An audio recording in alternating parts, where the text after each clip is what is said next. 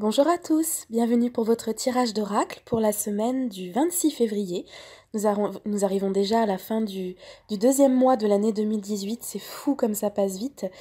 Et pour cette semaine, j'ai choisi le jeu de l'oracle des anges de Doreen Virtue, justement parce que en ce moment je trouve qu'on en a vraiment besoin de nos anges. Et du coup, j'ai fait comme d'habitude, hein, c'est à l'archange Michael que je demande 3 cartes, début, milieu, fin de semaine, pour avoir des conseils pour bien vivre la période qui énergétiquement est très forte. Et puis sur cette semaine du 26 février, on a aussi la pleine lune qui s'annonce sur le vendredi. Donc une pleine lune qui n'aura rien à voir avec celle de janvier, qui est, on va dire, plus douce. Malgré tout, ça reste une pleine lune, et comme on est très secoué en ce moment, qu'il y a beaucoup de changements, qu'émotionnellement ce n'est quand même pas évident, c'est une pleine lune qui peut quand même en secouer quelques-uns. Alors, pour le début de semaine, la première carte qui apparaît, c'est la carte qui s'appelle Se récompenser. Et si vous vous souvenez bien, pour ceux qui ont écouté le tirage de la semaine dernière, eh bien c'est exactement la même carte. Pas le même jeu, mais la même carte. La semaine dernière, on nous disait de jouer, de profiter, de prendre un peu de temps avec des enfants, par exemple, nos enfants qui sont en vacances pour certains. Voilà, c'était une carte de détente par le jeu et par la joie. Eh bien, cette carte de début de semaine, Se récompenser, c'est exactement la même chose.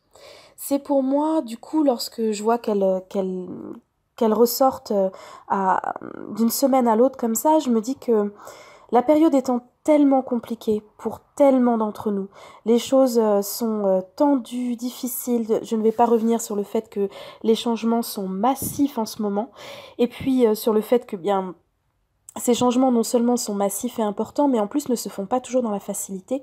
Les portes ne sont pas toujours grandes ouvertes, donc il y a des résistances, des retards, bref, c'est pas facile.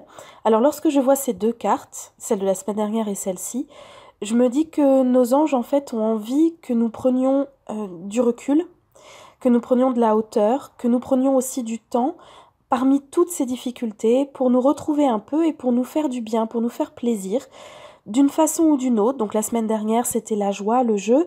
Ici, c'est un peu la même chose, ça fait partie des possibilités.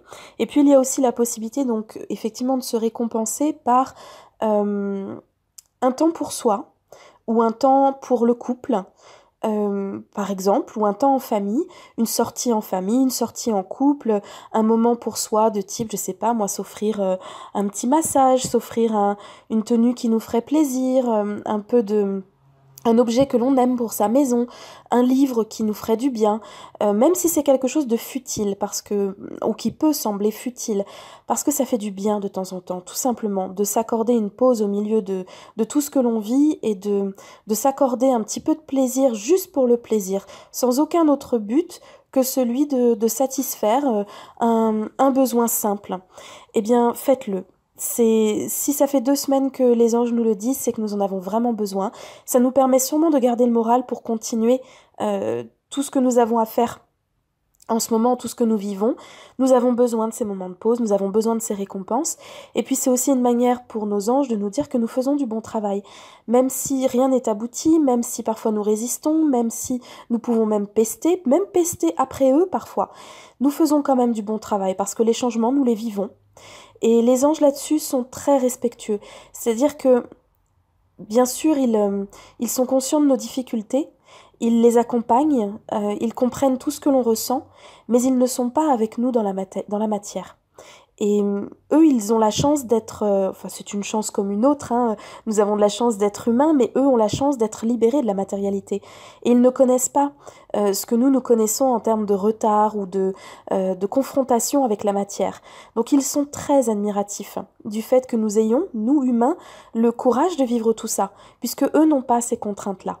Donc le fait de s'accorder ces récompenses, pour eux c'est naturel, c'est normal, nous faisons du bon travail.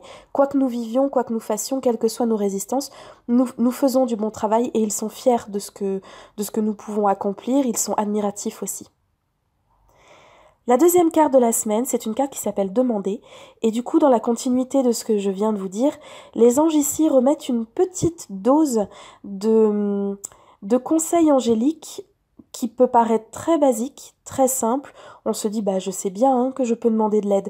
Et pourtant, visiblement, ces derniers temps, compte tenu certainement de toute la masse de choses à faire, il y a moins de demandes auprès des guides.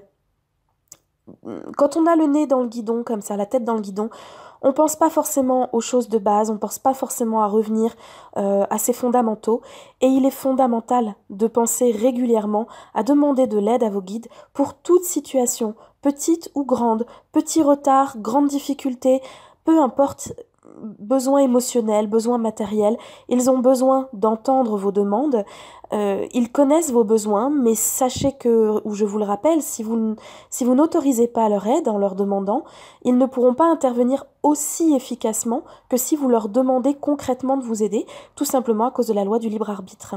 Donc rappelez-vous que vous pouvez demander tout à vos guides. La seule condition, c'est d'être patient quant aux résultats, puisque parfois les résultats sont rapides, parfois demandent un petit peu plus de temps. Pareil, il y a cette contrainte de la matière, il y a la contrainte du type de demande que vous faites quand ça concerne une autre personne. Ça peut forcément prendre plus de temps, puisqu'il y a 2 libres arbitres à prendre en compte. En tout cas, si vous avez le sentiment que ça fait quelque temps que vous n'avez pas demandé d'aide à vos guides, alors pensez-y. Retournez à ce basique, à ce fondamental, de leur demander de l'aide sous toutes les formes, avec vos propres mots, et peu importe le lieu, peu importe le moment, ils vous entendent.